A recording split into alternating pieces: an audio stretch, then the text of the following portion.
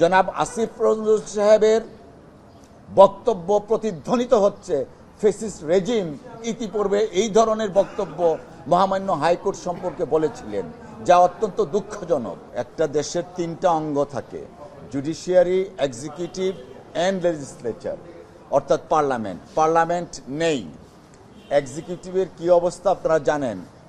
সচিবের মধ্যে মিছিল, পাল্টা মিছিল, মারামারি, অনেক কিছু দেখছেন। Only the judiciary is functioning after 5th of August.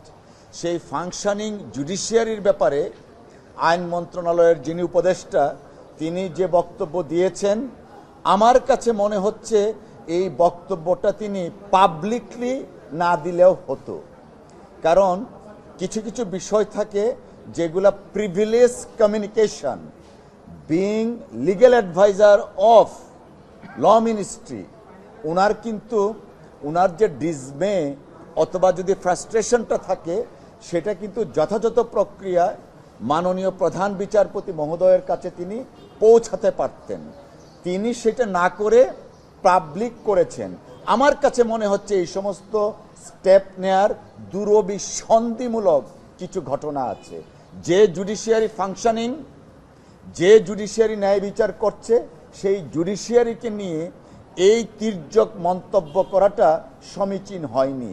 এবং আমরা আইনজীবী হিসাবে মনে করি পরবর্তীতে জনাব আসিফ নজরুল সাহেব বা অন্য কোনো উপদেষ্টা জুডিশিয়ারি নিয়ে পাবলিকলি কথা বলার আগে প্রিভিলেজ কমিউনিকেশন হিসাবে মাননীয় প্রধান বিচারপতি মহোদয়ের সাথে কথা বলে তারপরে যদি প্রয়োজন পড়ে পাবলিকলি সেটা করতে পারেন। দেখুন, আমাদের এই জুডিশিয়ারি মাননীয় প্রধান বিচারপতির নেতৃত্বে গত 15 বছর একটা ইন্ডিপেন্ডেন্ট সচিবালয় করার জন্য চেষ্টা চালাচ্ছেন। আমরা আইনজীবী সমাজ, ইভেন আমাদের পার্টির পক্ষ থেকেও আমরা বলেছিলাম 31 দফা রাষ্ট্র মেরামতের একটা দফা ছিল মাজদার হোসেন মামলার আলোকে জুডিশিয়ারি ইন্ডিপেন্ডেন্ট হবে। তো আসিফ নজরুল সাহেবের এই কথা আমরা কেন জানি শঙ্কিত, আসলে এক্সিকিউটিভ জুডিশিয়ারিটাকে ইন্ডিপেন্ডেন্ট করতে চায় কিনা।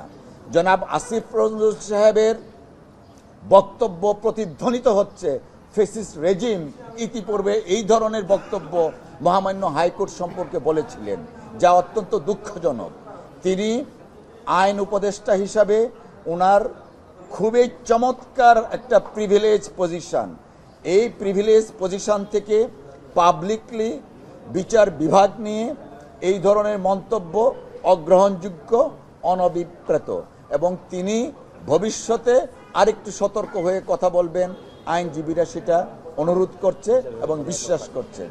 আর যখন এক্সিকিউটিভ থেকে, he is part of the executive থেকে যখন বিচার বিভাগের ব্যাপারে এই পাবলিকলি কথা বলে, তখনই তো বোঝা যাচ্ছে যে বিচার বিভাগ এক্সিকিউটিভ বিচার বিভাগকে নিয়ন্ত্রণ করতে চায়।